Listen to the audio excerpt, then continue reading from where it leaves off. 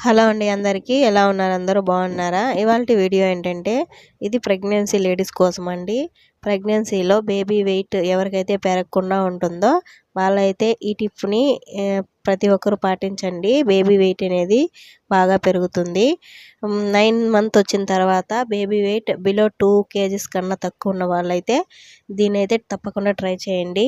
అది ఏంటంటే ప్రతిరోజు రాత్రి పడుకునేటప్పుడు వేరుశనగ పప్పులు ఉంటాయి కదా, అవి ఒక 10 నానబెట్టుకోండి. 10 అంటే 10, దానికి పైన వద్దు. నానబెట్టుకొని నెక్స్ట్ డే మార్నింగ్ తినండి. ప్రతిరోజు కూడా ఇలా చేయండి. ఒక 30 days చాలు.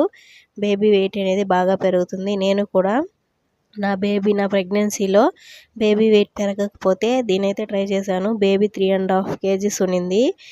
చాలా బాగా వెయిట్ ఉన్నింది. మీరు కూడా ట్రై చేయండి. ట్రై చేసి తప్పకుండా నా కామెంట్ సెక్షన్లో కామెంట్ చేయండి మీ బేబీ పుట్టిన తర్వాత ఎంత ఉంది అనేది. బై.